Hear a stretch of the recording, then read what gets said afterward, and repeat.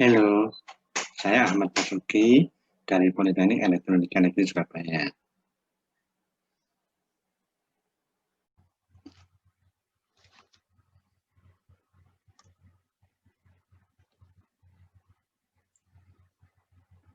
Saya kembali lagi akan menjelaskan tentang teknik pencahayaan yang berbeda.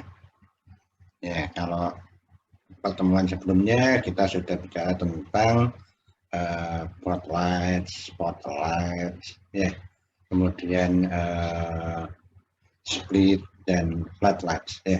Nah, sekarang kita akan menjelaskan ada 4 teknik pencahayaan yang juga masih banyak dipakai sebagai standar pencahayaan. Yang pertama adalah Rembrandt light atau Rembrandt lighting. Yang kedua adalah butterfly lighting. Ketiga spot lighting. Dan keempat adalah loop lighting. Oke. Kita mulai dari yang pertama, yaitu Rembrandt lighting. Ya, namanya memang berasal dari nama seorang pelukis, yaitu Rembrandt van Rijn, yang menjadi inspirasi dalam pencahayaan ini. Jadi lukisan-lukisannya Rembrandt itu memiliki pencahayaan yang kurang lebih sama dengan pencahayaan Rembrandt lighting ini. Oke, jadi untuk pencahayaan model ini posisi lampu itu diletakkan lebih tinggi dari model dan agak ke samping, baik ke samping kiri ataupun ke samping kanan. Kesan yang dimunculkan adalah kesan dramatis dan matang. Artinya ini memang lebih berkesan seperti foto-foto zaman kebangsawanan itu. Ya. Oke. Nah, ciri-cirinya adalah terdapatnya cahaya segitiga di bawah mata, terutama di bagian gelap. Ya. Oke. Nah, ini nampak ini menggunakan Rembrandt lighting. Kenapa? Karena ada segitiga ini. Ini segitiga yang menunjukkan bahwa teknik pencahayaan menggunakan lighting, Rembrandt lighting. Oke, jadi pose model itu biasa memang dia agak nyamping, berarti posisi dari lampunya itu agak ke belakang sedikit dan agak naik. Ya. Karena memang posisi lampu memang harus sedikit lebih tinggi dari model untuk Rembrandt lighting ini. Ya, kesannya memang fotonya jadi full gitu ya. Ya, jadi, oke. Ini contoh yang kedua menggunakan Rembrandt lighting. Ini wajah model menghadap ke depan, ya. Kemudian lampunya agak samping, tapi tetap saja lampunya lebih tinggi dari model sedikit, ya, untuk menghasilkan bayangan hidung, ya, bayangan hidung yang ada di sini dan bayangan di sini sehingga membentuk segitiga di bawah mata. Ya, ini adalah ciri-ciri dari Rembrandt lighting.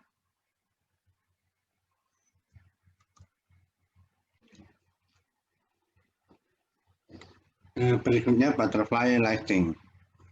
Butterfly lighting itu menggunakan satu lampu. Posisi lampu itu berada di depan model, jadi dan posisinya harus lebih tinggi dari model. Jadi hampir sama seperti Rembrandt. Rembrandt itu lebih tinggi sedikit, tapi kalau ini diusahakan lebih tingginya lebih banyak, ya, lebih jauh. Dan posisi lampu mungkin akan mendekati model supaya ketinggiannya bisa kita atur. Ya. Kuncinya adalah adanya bayangan di bawah hidung yang berbentuk kupu-kupu. Jadi itu sebabnya disebut dengan butterfly lighting, karena memunculkan bayangan berbentuk kupu-kupu di bawah hidung. Oke, nah ini settingnya jauh lebih sederhana dibanding dengan Rembrandt tadi, karena dia memang cukup menggunakan satu lampu saja, ya, dan letaknya langsung di depan. Ya, oke. Nah, hasil dari Rembrandt lighting itu selalu muncul bayangan hidung. Ya, bayangan hidung di sini. Nah, jadi kuncinya memang bayangan hidung inilah yang menyebabkan dia disebut dengan butterfly lighting. Ya, ini juga sama. Jadi modelnya tetap menghadap ke depan. Ya, memang sebetulnya pose model itu penting. Ketika pose modelnya tidak mendukung ya, kita akan mengalami kesulitan untuk mendapatkan bayangan di bawah hidung ini.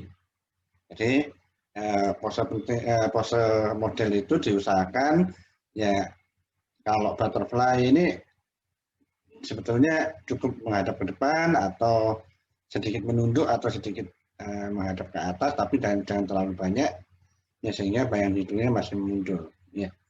Jadi kalau yang hidungnya mancung lebih mudah. Ya. Oke. Berikutnya adalah spotlighting. Nah, kalau spotlighting ini sedikit berbeda. Jadi pencahayaannya tidak dikenakan pada model, tapi dikenakan pada background. Ya, oke. Jadi cahaya yang digunakan adalah cahaya spot, baik itu menggunakan slot atau menggunakan lampu sorot. Ya, kalau nggak ada pakai lampu senter itu juga bisa.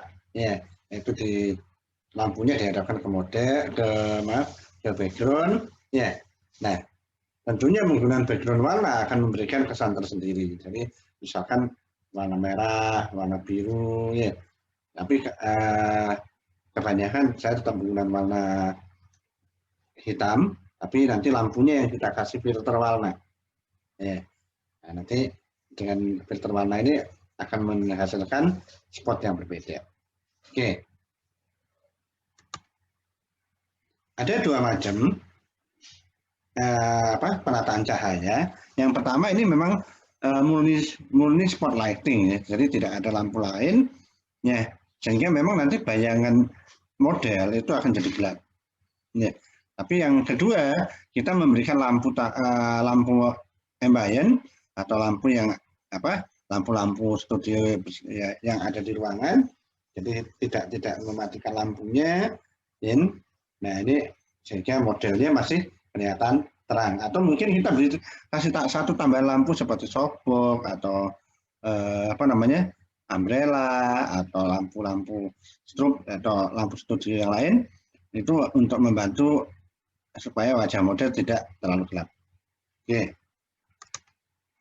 Ini contoh spot lighting. Jadi kita lihat wajah model masih terang karena kita menggunakan dua lampu. Lampu pertama itu adalah lampu yang menghadap ke background, itu taruh di belakang model. Ya. Oke. Jadi menghadap background sehingga backgroundnya muncul seperti bulatan itu. Kemudian yang kedua ada lampu yang dari depan, kita pakai softbox untuk kita pakai lampu modelnya softbox itu untuk membuat wajah model itu masih kelihatan dengan baik. Ya, jadi masih kena cahaya. Nah, yang kedua kita menggunakan satu lampu, hanya lampu yang pakai dua lampu sih. Ya, tapi satu lampu studio yaitu lampu slot yang kita arahkan ke ke background dengan menggunakan filter warna merah. Ya. Kemudian yang untuk wajah model sendiri kita menggunakan lampu yang ada di studio. Jadi lampu-lampu atas itu atau lampu yang sudah dipasang itu kita memang buat masih terang, jadi tidak mematikan lampu sehingga wajah model masih kelihatan.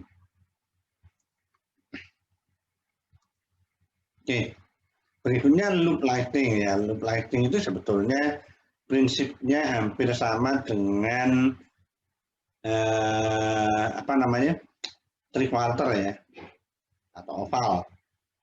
Karena memang konsepnya loop lighting menghasilkan bayangan wajah yang cukup lonjong ya, jadi bayangan berbentuk lonjong yang cukup gelap dan panjang di bawah hidung. Ya, kemudian posisi lampunya agak menyamping. Kalau three-quarter itu 45 derajat, ya ini mungkin akan mendekati 90, jadi misalnya 60, 70 ya, dan akan akan lebih baik kalau lebih dekat dengan model. Karena apa? Kita harus mengatur ketajaman bayangan. Jadi karena ovalnya itu karena bayangan, jadi sehingga kita harus benar-benar melepaskan seberapa gelap bayangan yang akan kita buat atau seberapa keras cahayanya yang akan kita tentukan. Oke. Nah, ini contoh oval lighting. Jadi ada muncul bayangan di sini dan bayangan hidung. Ya, jadi bayangan hidung dan bayangan ini merupakan ciri-ciri dari loop lighting. Tapi hati-hati ketika kita pakai loop lighting, bayangan hidung itu perlu diatur, jangan sampai dia mengganggu pipi nantinya ya. Jadi mungkin lampunya agak sedikit ke atas atau bagaimana gitu ya. Oke. Ini juga oval lighting atau loop lighting ya. Nah ini yang kita tadi bicarakan bahwa nanti ketika hidung itu membuat bayangan di sini, ya maka bayangan itu seperti memecah pipi. Gitu. Nah ini ya yang sebetulnya kita akan lebih baik kalau kita bisa menaik turunkan lampu atau mengatur kembali bahwa bayangan itu bisa memang masih kita perlukan tetapi tidak mengganggu pada sisi-sisi yang lain. Oke, ini kita sudah membicarakan tentang 4 macam teknik pencahayaan di hari ini. Yang pertama adalah spot lighting, butterfly lighting, Rembrandt lighting, dan loop lighting. Ya, masing-masing teknik pencahayaan tentu mempunyai efek yang berbeda, ya, dan kegunaannya juga berbeda. Oke. Nah, teknik pencahayaan itu memang diperlukan sesuai dengan kebutuhan. Yang terpenting adalah bagaimana kita bisa mengatur jatuhnya cahaya dan bayangan sesuai dengan ide yang sudah kita tentukan. Ya, oke. Saya rasa cukup di sini dulu. Ya, terima kasih. Saya Ahmad Basuki.